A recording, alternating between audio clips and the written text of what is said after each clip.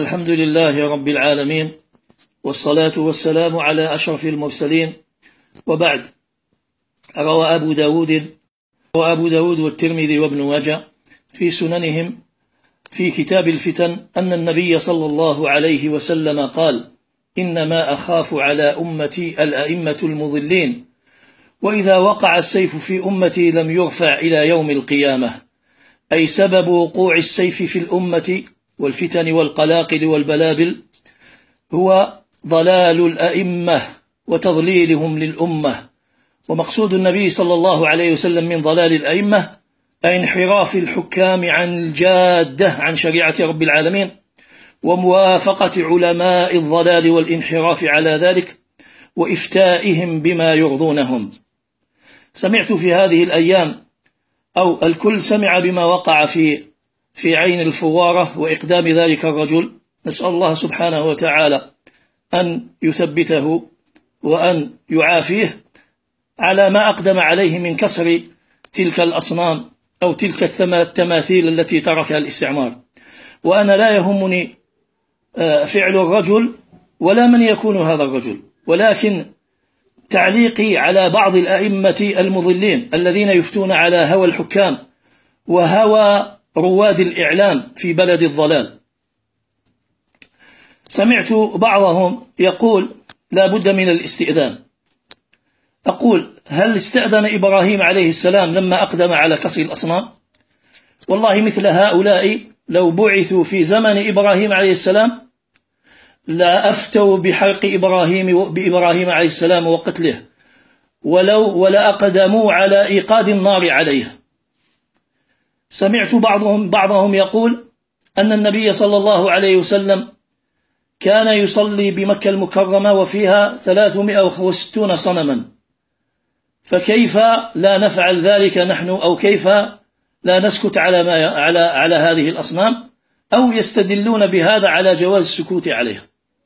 نقول أن النبي صلى الله عليه وسلم كان يفعل ذلك لأنه كان ضعيفا مستضعفا قبل قيام الدولة. أما نحن في دولة الجزائر كان من الأولى والواجب أن تحطم هذه الأصنام وأن تكسر وأن تزال بعد خروج الاستعمار، لأنه هو الذي تركها. وسمعت في قناة النهار أو في موقع قناة النهار من يقول: الناس يستنكرون الاعتداء على هويتهم وتاريخهم.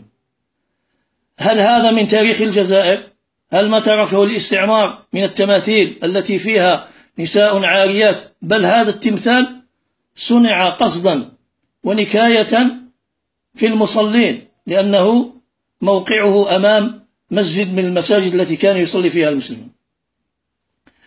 أقول: هل كان من الواجب أن ينكر بقاء هذه الأصنام على هذه الأرض الطاهرة التي حررها الشهداء وحررها المجاهدون المقاتلون في سبيل الله؟ لا أن ينكر على الرجل حتى لو كان فيه تصرف، حتى لو قيل أن تصرفه كان فيه شيء من التهور، ولكن كان من الواجب على هؤلاء العلماء أو الدعاة الذين يصعدون على المنابر الإعلامية أن ينكروا هذا المنكر وأن يطالبوا بإزالته، لأنه منكر. النبي صلى الله عليه وسلم أرسل علي رضي الله تعالى عنه، قال له: يا علي، إذا قال علي رضي الله تعالى عنه أحد الصحابة: هل أبعثك على ما بعثني إليه رسول الله صلى الله عليه وسلم؟ ألا تجد تمثالا إلا كسرته ولا صورة إلا طمستها. وجود هذه التماثيل يجب شرعا أن تزال كل التماثيل الموجودة على الأراضي الإسلامية، ليس الجزائر فقط بل على جميع الأراضي الإسلامية، لأنها محرمة. بل النبي صلى الله عليه وسلم بين في أحاديث كثيرة أن الملائكة لا تدخل بيتا فيه صور ولا تماثيل. التماثيل باتفاق جميع علماء المسلمين أنها محرمة ويجب أن تزال. فكيف يأتي هؤلاء أدعياء الذين يفتون على هوى السلطان على هوى رجال الإعلام فينكرون ما فعله الرجل، ولا ينكرون على السلطات تركها لهذه التماثيل قائمة، بل هي تماثيل تخدش الحياة؟ كيف يصح على أرض الجزائر وعلى الطهارة وأرض حررها المجاهدون في سبيل الله والمقاتلون أن يتركوا تمثالا تركه الاستعمار يمثل امرأة عارية يخرج من ثدييها وفرجها الماء؟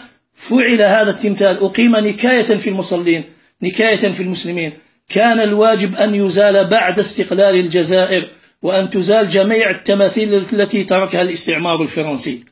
سبحان الله، أن الله سبحانه وتعالى في كتابه العزيز يقول: ومن يعظم شعائر الله فإنها من تقوى القلوب. هؤلاء يعظمون ما تركه الاستعمار وما تركه الكفار، بل الواجب أن تزال هذه التماثيل. هذا هو الكلام الذي يجب أن يقوله علي وغيره، لا أن ينكروا على الرجل فعلته، سواء كان الرجل صحيحا أو مختلا، أقدم على ما كان يجب عليه أن يقدم عليه المسؤولون عن البلاد، أو المسؤولون عن مثل هذه الأمور. أنا أقول الذي يجب أن ينكر وجود هذه التماثيل، لا ما أقدم عليه هذا الرجل.